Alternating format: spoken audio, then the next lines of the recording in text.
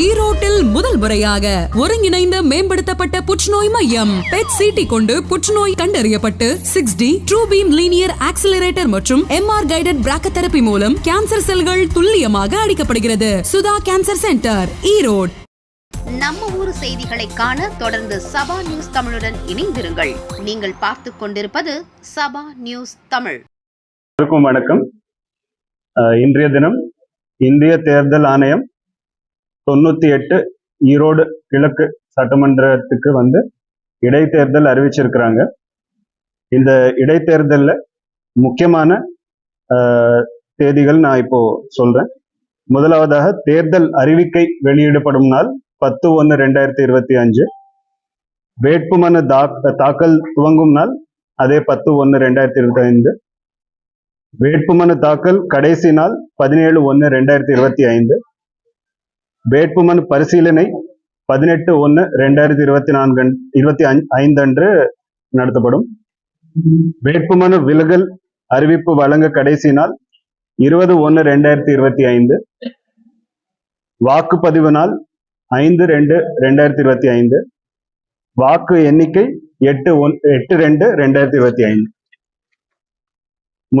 முதலாவதாக வேட்புமனு தாக்கல் 10/1/2025 17/1/2025 வரைக்கும் நம்ம தேர்தல் நடத்தும் அதிகாரியான நம்ம மாநகராட்சி ஆணையாளர் அலுவலகத்தில் 11 மணி காலையில 11 மணி முதல் மாலை 3 மணி வரை அரசாங்க விடுமுறை தவிர மற்ற நாட்கள்ல வேட்புமனு தாக்கல் செய்யலாம். அடுத்தபடியாக அந்தந்த தேதிகள்ல வேட்புமனு பரிசீலனை, வேட்புமனு விலகல் அறிவிப்பு இதெல்லாம் நடக்கும். வாக்கு எண்ணிக்கை சித்தோடில் IRTT அரசு பொறியியல் கல்லூரியில் நடத்தப்படும். இப்போ ஈரோடு கிழக்கு சட்டமன்ற தொகுதியில நேற்றைய தினம் வெளியிடப்பட்ட வாக்காளர் பட்டியலில் மொத்தமாக 2,26,433 வாக்காளர்கள் உள்ளார்கள். அதுல ஆண் வாக்காளர்கள் 1,09,636, பெண் வாக்காளர்கள் 1,16,760, மூன்றாம் பாலினத்தவர் 37 வாக்காளர்கள் உள்ளார்கள். மொத்தமாக வாக்குப்பதிவு 53 இடங்களில் உள்ள 237 போலிங் ஸ்டேஷன்ஸ்ல நடக்கும். இந்த இடைத்தேர்தல் அறிவிப்பு வந்ததும் பொதுமக்கள் வாக்காளர் பட்டியல் சம்பந்தமான ஏதாவது புகார்கள் இருந்தால் மாவட்ட ஆட்சித்தலைவர் அலுவலகத்திலும் மாநகராட்சி ஆணையாளர் அலுவலகத்திலும் மாவட்ட தொடர்பு மையம்ல இருக்கிற அதிகாரிகளை தொடர்பு கொள்ளலாம். அதே போல 1950 அந்த எண்ணில் தொலைபேசி மூலமாக 24 மணி நேரமும் தொடர்பு கொள்ளலாம். 1950 இப்போ இந்த தேர்தல் அறிவிப்பு வந்ததும் தேர்தல் நடத்தை விதிமுறைகள், அதாவது மாடல் கோட் ஆஃப் கான்டக்ட் அமலுக்கு வந்திருக்குது. இந்த தேர்தல் நடத்தை விதிகள் அமல்படுத்துவதற்காக 3 பறக்கும் படைகள், 3 நிலையான கண்காணிப்பு குழுக்கள், 1 வீடியோ கண்காணிப்பு குழு, 1 வீடியோ பார்க்கும் குழு, 1 கணக்குகள் தணிக்கை குழு அமைக்கப்பட்டன.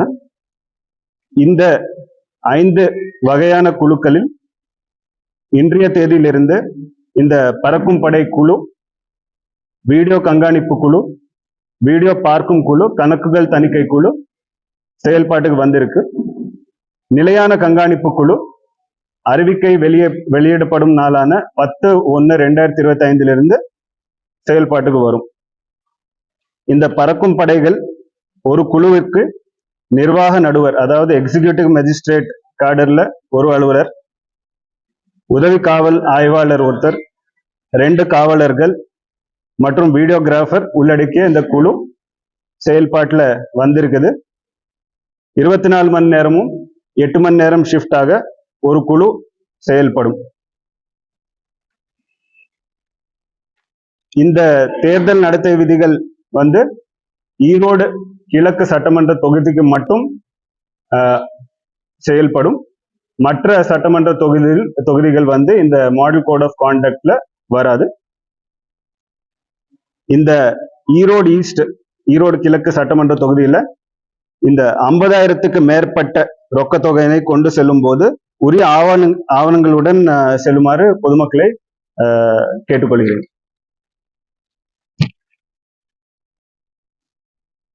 இந்த தேர்தல் நடத்தை விதிகள் வந்து அமலுக்கு வந்ததும் சுவர் விளம்பரங்கள், பதாகைகள், கொடிகள், சுவரொட்டிகள், இன்னும் பிற வகையிலான விளம்பரங்கள் முற்றிலும் அகற்றப்பட வேண்டும்.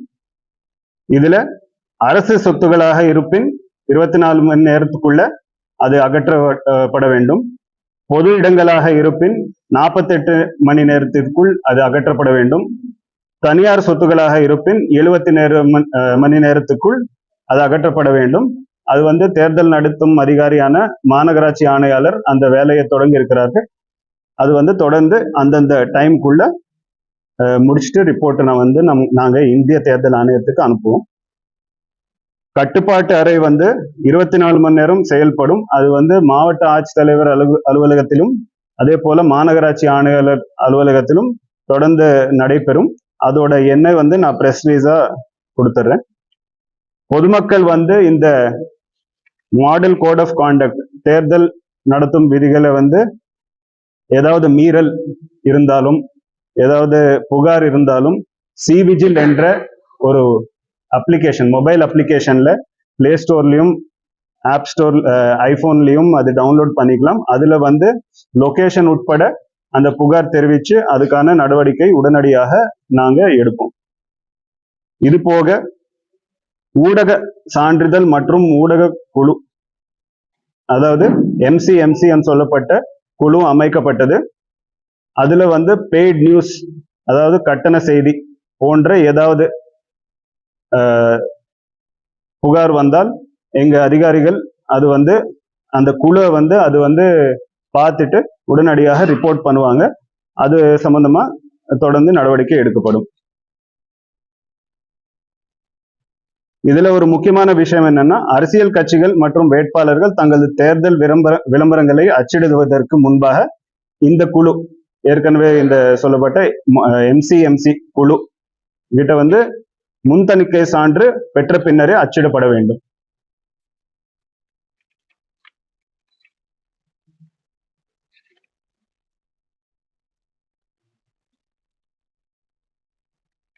இதுல வாக்காளர்கள் வந்து நாமினேஷனுக்கு 10 நாள் முன்னாடி வரைக்கும் அவங்க பேர் சேர்க்கலாம். அது நாமினேஷனுக்கு கடைசி நாள் 17/1/2025. அதனால இன்றைக்குள்ள யாராவது அப்ளை பண்ணியிருந்தா அது ப்ராசஸ் பண்ணப்படும். இதுக்கு மேல யாராவது அப்ளை பண்ணாலும் அது வந்து இறுதி பட்டியல்ல சேர்க்கப்படாது. பொதுமக்கள் அனைவரையும் நான் கேட்டுக்கொள்வது என்னென்றால் அவங்களுடைய பெயர் வந்து வாக்காளர் பட்டியல்ல உள்ளதா என்பது உறுதிப்படுத்த வேண்டும். ஆன்லைன்லயே வந்து அது செக் பண்ணிக்கலாம். வேற ஏதாவது கருத்துக்கள் இருந்தா நீங்க. தொடர்ந்து பொங்கல் விடுமுறை தினங்கள் வருது. ரொம்ப கம்மியாக அரசு விடுமுறை நாட்களில் இது வந்து தாக்கல் செய்ய முடியாது. இப்போ 10ஆம் தேதி, 13ஆம் தேதி, 17ஆம் தேதி வந்து லோக்கல் ஹாலிடே அறிவித்திருந்தாலும் அது வந்து நெகோஷியபிள் இன்ஸ்ட்ருமெண்ட் ஆக்ட் படி இல்லைன்னு சொல்லியிருக்கிறாங்க. ஸோ இந்த 3 நாட்களில் வேட்புமனு தாக்கல் செய்யலாம். 3 நாட்கள் தான் வேட்புமனு தாக்கல் செய்ய முடியும். ஆமா, 10, 13, 17 தினங்கள் மட்டும் வேட்புமனு தாக்கல் செய்யும். கடந்த இடைத்தேர்தல் போது வாக்காளர்கள் பத்திரிகை அரைச்சி வச்சுட்டு பிரச்சாரம் பண்றாங்க. அரசியல் கட்சிகளுக்கு புகார். இப்போ அதை தடுக்கிறதுக்கு இந்த முறை ஏதாவது ஏற்பாடு வாக்காளர் பட்டியல் வச்சு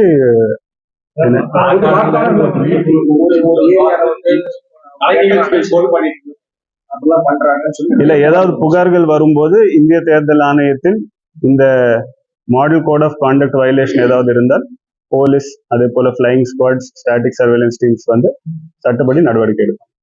போலீஸ் பாதுகாப்பு வேற மாநிலம் இல்ல, சிஏபிஎஃப், அதாவது சென்ட்ரல் ஆர்ம்டு போலீஸ் ஃபோர்ஸஸ் வந்து தேவை, நம்ம கொடுத்துருவோம். அதே போல எத்தனை வல்னரபிள் போலிங் ஸ்டேஷன்ஸ் இருக்குன்றது ஜோனல் ஆஃபீஸர்ஸ் வந்து ரிட்டர்னிங் ஆஃபீஸருக்கு ரிப்போர்ட் பண்ணுவாங்க. அந்த ரிப்போர்ட்டும் நம்ம அனுப்புவோம். அதன் அடிப்படையில் நமக்கு அலாட்மெண்ட்டு கொடுப்பாங்க. போன பை எலெக்ஷன்ல வந்து 5 central armed police force companies வந்து டிப்ளாய் பண்ணாங்க. இந்த வருஷம் வந்து நாங்க ரிக்குவயர்மெண்ட் அனுப்புறோம். அந்த அலாட்மெண்ட் இனிமேல தான் வரும். சார் வழக்கமா ஒரு வாரம் நேற்று நாட்கள் ரொம்ப இது இந்திய தேர்தல் ஆணையத்தின் முடிவு. ஸோ இல்ல இங்க பரிந்துரை ஒன்றும் போன டைம் அந்த மார்ச்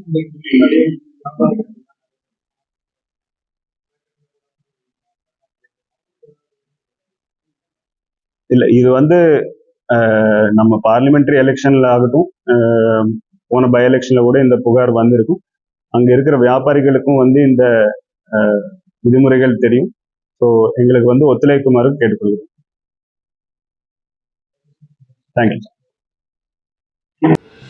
இது போன்ற முக்கிய செய்திகளை காண சப்ஸ்கிரைப் பண்ணுங்க, ஃபாலோ பண்ணுங்க, லைக் பண்ணுங்க, கமெண்ட் பண்ணுங்க.